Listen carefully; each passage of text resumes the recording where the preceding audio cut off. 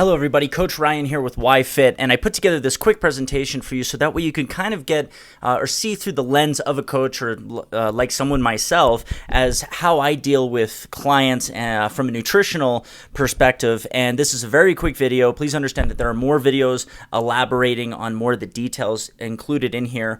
And what we're going to be speaking about specifically is eating for body composition. So in other words, eating to change our body fat levels or our lean muscle or a combination of the two. So let's go ahead and jump right in. Like I said, this video is maybe going to be, 4 to 5 minutes. Real quick, what I want to encourage you guys to understand is that this is a lot of, you're learning something new here, right? Nutrition. So if you hire someone like myself, a coach for personal coaching, I can do all of this for you without you having to kind of dig into all of this. Please understand that nutrition is incredibly an incredibly individualized approach that we must take. Every person is different. It's the same with exercise. We need to take that into account. So if you're interested in personal coaching, please reach out and we can get you on the right track. So let's go ahead and jump right in.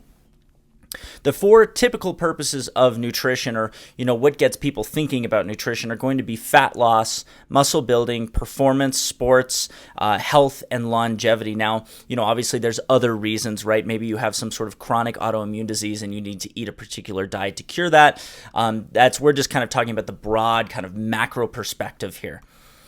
So eating for body composition is what I've found has been the most typical pursuit that people have when it comes to taking nutrition into consideration. So the majority are looking for either fat loss or building lean muscle mass, maybe a combination of the two. And with that said, changing body composition is typically the goal for most. So here are, and you're going to see in the following slide, in order of importance and impact, the primary factors that we should take into consideration when eating to change our body composition.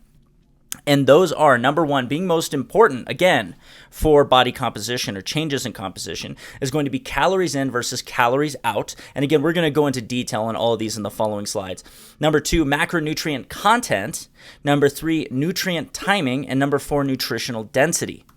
So number one, calories in versus calories out. I know many of you have probably already heard this, but the reality is it's an energy balance. It's an energy dance, right? It comes down to the first and second laws of thermodynamics, right? We're going to continue to give off energy just by staying alive and our vital organs functioning and breathing and your heart beating. That's all going to take caloric intake. So when we have an abundance or say a surplus of calories, we actually end up storing body fat or putting on more muscle mass determined on the type of training we're accompanying the caloric surplus with. And conversely to that, if we don't have enough calories, we end up losing weight. So the first and foremost, this is going to be one of the most impactful takeaways that you can think of or implement when it comes to body composition. All right, macronutrient content is going to be number two, okay? So with macronutrient content, it's important because it's basically the substrates that we're putting into our body and what those are composed of. So the three primary ones being proteins, fats, carbohydrates. So let's go back to number one, calories in versus calories out, okay? So let's say we're meeting our energy demands for the day, but all we're eating is carbohydrates, or we're doing a combination of carbohydrates and fats, but no protein or very little protein. And our goal is to put on muscle mass. Now, how can you build muscle mass if you're not getting the amino acids, the essential building blocks that you need for lean muscle mass if you're not eating protein? So that is why it's number two on our on our pyramid scale of importance. Number two is macronutrient content, because if we don't control the types of foods that we're eating, sure, we may be able to maintain a certain weight, lose weight, gain weight, but the goal is going to change because each macronutrient is going to have a different role or function within the body. Nutrient timing. Now, this is a little bit more advanced, okay? So this is, I think, applies best to somebody who's trying to improve their performance. Say they're an athlete, or they're somebody who's really taking their, lean body mass to another level, right? They're a physique competitor, they're a bodybuilder. And what we do with nutrient timing, to give you an example, is carbohydrates are going to be kind of what fuel our muscles, right? We end up deriving or creating glycogen from our glucose intake coming from carbohydrates. So let's say I want a lot of glycogen in the muscles, and I want those to be full before I lift weights. So what am I going to do? I'm going to eat a higher concentration of my allotted carbohydrates for the day prior to my training session.